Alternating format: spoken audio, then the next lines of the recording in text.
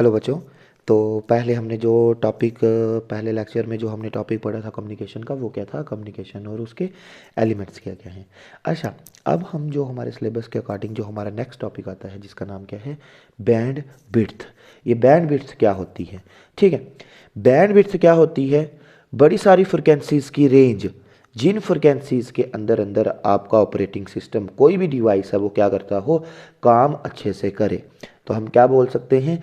It is the range of frequencies over which an electric circuit operates nicely. क्या मतलब कि हमारे साथ बड़ी सारी फ्रिक्वेंसीज, जैसे मैं आपको एग्जांपल के थ्रू इसको समझाना चाहूँगा। जैसे देखो, एम्पलीफायर क्या करता है? मान लो, पहले बात करते हैं एम्पलीफायर की। एम्पलीफायर, अब एम्पलीफायर क्या होता है? आप सबको पता है एम्पलीफायर क्या होता है। अच्छा, एम्पलीफायर क्या करता है? स्मॉल सिग्नल को किस में कन्वर्ट कर देता है? ये हाई। अब जरा ध्यान से देखो यहां पर क्या हुआ है। एक सिग्नल, साउंड सिग्नल को आपने किस में कन्वर्ट कर दिया है?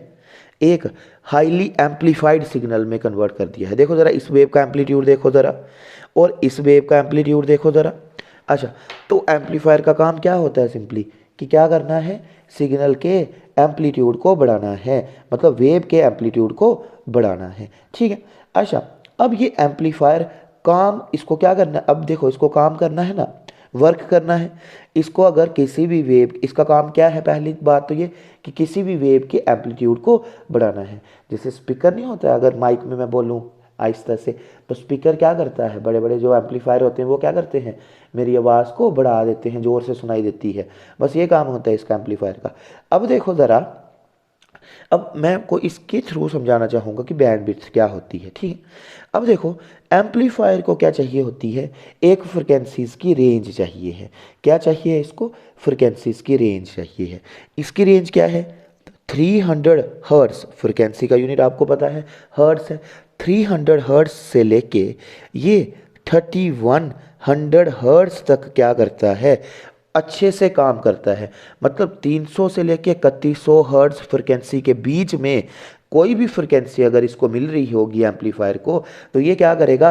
अच्छे से काम करेगा। ठीक है, अब इधर से देखो ज़रा। तो अब मुझे क्या बताना है? Band width. बैंड विड्थ कितनी हुई? तो हम क्या करते हैं इसकी, जो देखो मैक्सिमम फ्रिक्वेंसी कितनी है? देखो 3100 है एम्पलीफायर के केस में, 3100 हर्ट्ज। अगर 3100 से मैं एक्स्ट्रा कर दूं फ्रिक्वेंसी को, मान लो 3200 कर दूं, मैं 3200 हर्ट्ज कर दूं, तो मुझे बताओ एम्पलीफायर काम करेगा? नहीं करेगा। और अगर मैं 300 से फ्रिक्वेंसी को क्या कर दूं? कम कर दूं, तो मुझे बताओ क्या एम्पलीफायर काम करेगा? अच्छा, अगर यही बात मैं आपसे पूछूं, जैसे हमारे ईयर हैं, ठीक है, हमारे ईयर्स हैं, हमारे कान हैं जो, ठीक है, उनके लिए अगर हमें कोई भी आवाज़ सुननी हो तो उस आवाज़ की फ्रिक्वेंसी कितनी होनी चाहिए? उस साउंड वेव या उस साउंड वेव के सिग्नल की फ्रिक्वेंसी कितनी होनी चाहिए? उसकी फ्रिक्वेंसी होनी चाहिए कितनी? 20 हर्ट्ज से लेके 20 किलो हर्ट्ज तक। अच्छा, अगर आपको कोई बोले 10, देखो जैसे हमारे ह्यूमन ईयर है ना, उनको अगर कोई भी आवाज़ सुननी हो तो उस आवाज़ की फ्रिक्वेंसी 20 हर्ट्ज से लेके 20 किलो हर्ट्ज के अंदर अंदर फ्रिक्वेंसी होनी चाहिए, तभी हमें वो आवाज़ सुनाई देगी।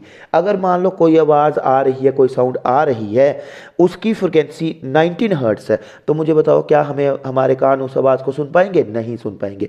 और मान लो अगर कोई हमारे पास कोई साउंड सिग्नल हमारे पास आ रहा है, उसकी अगर फ्रिक्वेंसी 20 किलो हर्ट्ज से ज़्यादा है, तो मुझे बताओ तब भी क्या हमारे कान क्या उसको सुन पाएंगे? नहीं सुन पाएंगे उसको। ठीक है, तो हमारी फ्रिक्वेंसी की रेंज कितनी है ज़रा देखो, 20 हर्ट्ज से लेके 20 किलो हर्ट्ज तक हमारे कान की फ्रिक्वेंसी की रेंज है।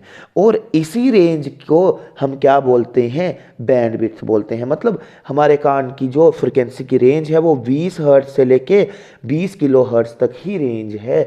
और इसके अंदर अंदर कोई भी साउंड सिग्नल होगा, और अब इसके अंदर अंदर, मतलब अगर मान लो 50 हर्ट्ज का कोई सिग्नल होगा, साउंड सिग्नल, तो वो हमारे कान अच्छे से उसको सुन लेंगे। ठीक है, आवाज़ को। वैसे ही इसका मतलब कोई भी डिवाइस की एक रेंज होती है फ्रिक्वेंसीज की, जिसके अंदर वो अच्छे से काम करता है। ना उस रेंज से कम, ना उस रेंज से ज़्यादा वो अच्छे से काम कर पाता है। तो बैंड विड्थ की क्या डेफिनेशन बनती है? ज़रा ध्यान से देखो ज़रा। It is the range of frequencies की रेंज है, मतलब 20 हर्ट्ज से लेके 20 किलो हर्ट्ज तक फ्रिक्वेंसीज की रेंज है, जिनके बीच में कोई भी हमारे पास सिस्टम है, कोई भी डिवाइस है, वो अच्छे से क्या करता है, काम अच्छे से करता है। ये हमारे ईयर के लिए है फ्रिक्वेंसी की रेंज। अच्छा, और ये किसके लिए है, एम्पलीफायर्स के लिए फ्रिक्वेंसी की रेंज है। अच्छा, तो अब बैंडविड्थ क्या हुई, बैंडविड्थ क्या हुई, इसी रेंज को जैसे एम्पलीफायर के लिए 300 हर्ट्ज से लेकर 3100 हर्ट्ज तक जो ये फ्रिक्वेंसीज की रेंजेस हैं, मतलब बड़ी सारी फ्रिक्वेंसीज आ रही हैं इसमें, तो उसको हम क्या बोलते हैं, बैंडविड्थ बोलते हैं। और बैंडविड्थ को कैलकुलेट कैसे करते हैं, हायर फ्रिक्वेंसी में से, मतलब देखो एक मैक्सिमम लिमिट है, 3100 तक ही एम्पलीफायर काम करेगा, 3100 हर्ट्ज तक।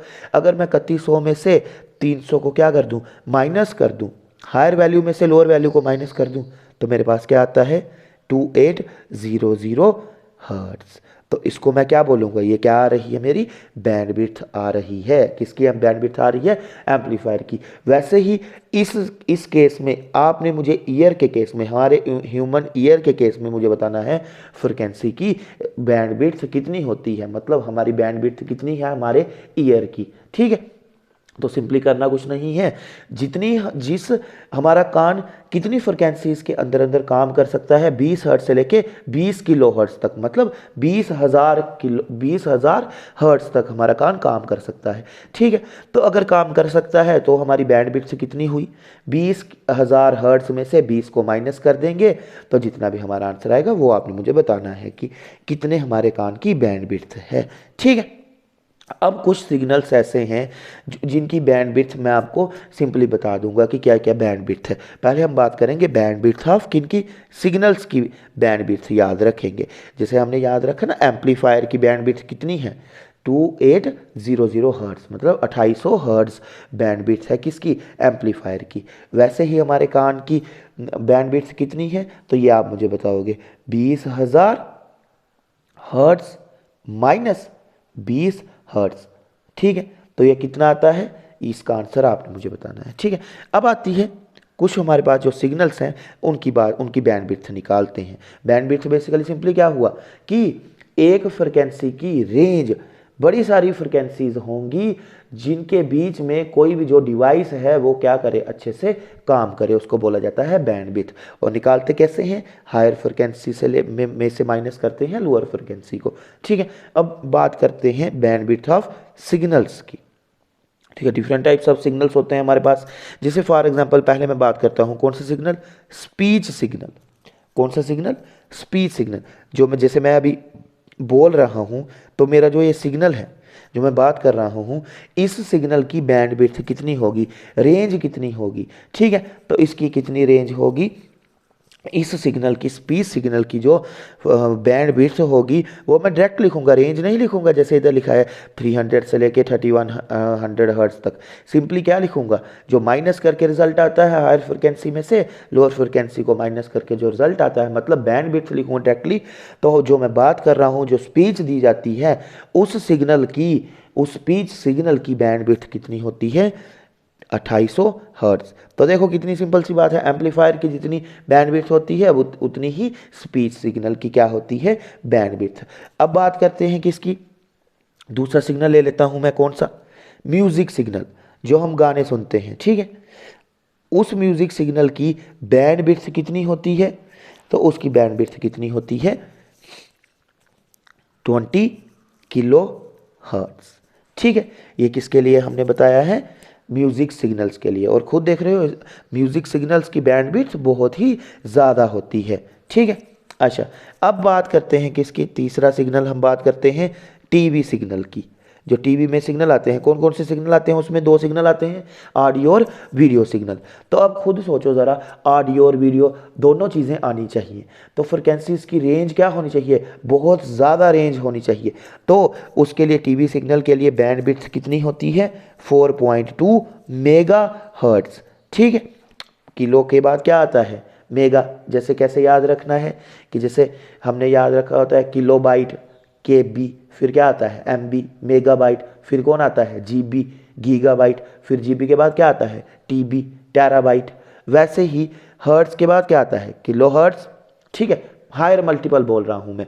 फिर उसके बाद मतलब 20,000 हर्ट्स, ठीक है। फिर उसके बाद क्या आ जाता है 4.2, मतलब टीवी सिग्नल की जो बैंडविड्थ है वो कितनी है 4.2 मेगा हर्ट्स। अच्छा, उसके बाद बात करते हैं हम किसकी, एक और सिग्नल की बात करते हैं जो क्या होता है डिजिटल डाटा। अब ये डिजिटल डाटा क्या चीज़ है, जैसे आप किसी को कोई डॉक्यूमेंट्स सेंड कर रहे हैं, कोई भी मतलब जो कंप्यूटर पे आप कोई भी चीज़ सेंड कर रहे हैं, कोई भी इमेजेस सेंड कर रहे हैं, जो भी हम डिजिटल डाटा मतलब जो भी हम इमेजेस, डॉक्यूमेंट्स, पीडीएफ्स, ये सब चीज़ें भेजते हैं, इन डिजिटल डाटा की जो बैंडविड्थ है वो कितनी होती है गीगाहर्ट्ज़ में। गीगाहर्ट्ज़ आप समझ रहे हो, मेगाहर्ट्ज़ से भी ज़्यादा इसकी क्या होती है बैंडविड्थ होती है, किसकी, डिजिटल डाटा की।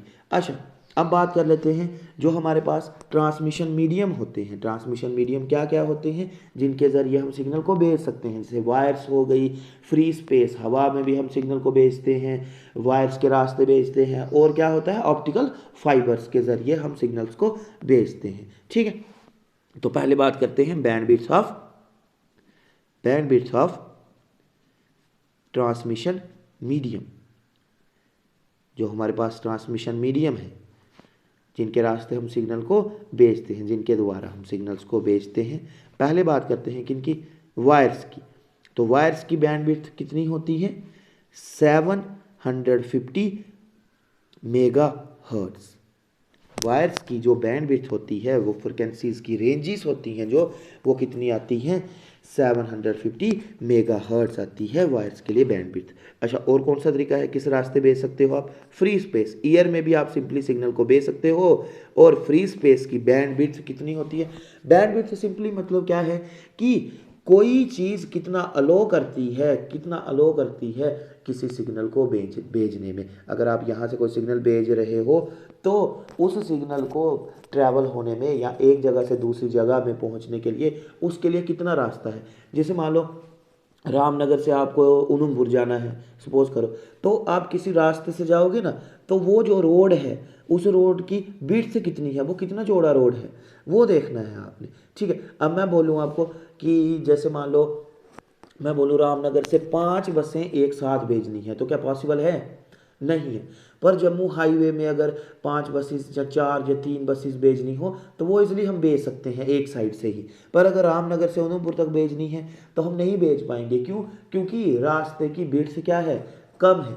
वैसे ही जिन रास्तों की जिन जिन जिन चीज़ों की बैंडविड्थ कम होती है उनका सिग्नल भी कम पहुंचता है, धीरे धीरे पहुंचता है, ठीक है। वैसे ही जैसे वायर्स के रास्ते अगर हम भेजते हैं सिग्नल को, तो आप खुद देख रहे हो कि वो कितनी बैंडविड्थ देता अलो करता है वायर्स 750 मेगाहर्ट्ज़ की। अब ईयर की बात करते हैं, तो ईयर की बात आपके दिमाग में क्या आ रहा होगा कि बड़े सारे सिग्नल ईयर के रास्ते जा सकते हैं। तो ईयर जो हमारे पास फ्री स्पेस हवा है उसकी बैंडविड्थ कितनी है, किलो हर्ट्ज़ से लेके गीगा हर्ट्ज़ तक, ठीक है। ये फ्री स्पेस की क्या है हमारे पास बैंडविड्थ है। अच्छा, अब आ जाते हैं ऑप्टिकल फाइबर्स जो अभी ट्रेंडिंग में चल भी रहे हैं, एयरटेल के ऑप्टिकल फाइबर्स। अच्छा, अब ऑप्टिकल फाइबर्स की बैंडविड्थ देखते हैं, ये सिग्नल्स को कितनी जगह देते हैं कि वो पास हो जाएं। जैसे मान लो ये बैंडविड्थ है, अब मान लो ये हमारे पास कोई सिग्नल है, ठीक है, तो ये इजीली पास हो जाएगा। अगर मान लो हमारे पास इतनी बैंडविड्थ है, इतनी चौड़ाई है, तो अब देखो ज़रा इसमें से कितने सिग्नल जा सकते हैं, एक दो एक साथ चले जाएंगे, ठीक है। मतलब ये क्या है, जैसे अब बात करते हैं सिंपली ऑप्टिकल फाइबर्स की, तो ऑप्टिकल फाइबर्स की बैंडविड्थ कितनी होती है, मोर देन 100 गीगा हर्ट्ज़। तो आप देख रहे हो वायर्स हो गई या फ्री स्पेस हो गई और ऑप्टिकल फाइबर्स, सबसे ज़्यादा बिट्स मतलब सिग्नल्स को कौन प्रोवाइड करता है, ऑप्टिकल फाइबर्स प्रोवाइड करते हैं, और वो कितनी होती है, more than 100 giga hertz. 100 giga hertz से भी ज़्यादा क्या करते हैं वो सिग्नल्स को एक जगह से दूसरी जगह पहुंचाने हो तो अलो करता है कौन, ऑप्टिकल फाइबर रास्ता देता है सिग्नल्स को, इतना खुला रास्ता देता है। और किसकी टर्म में, रास्ता in the terms of length में नहीं, in the terms of frequency. तो आई होप आपको बैंडविड्थ का कंसेप्ट समझ आया होगा, और ये कुछ इंपॉर्टेंट जो सिग्नल्स हैं जैसे और कुछ ट्रांसमिशन मीडियम्स हैं इनकी बैंडविड्थ आपने एज इट इज़ याद रखनी है। आई होप आपको समझ आया होगा। Thank you.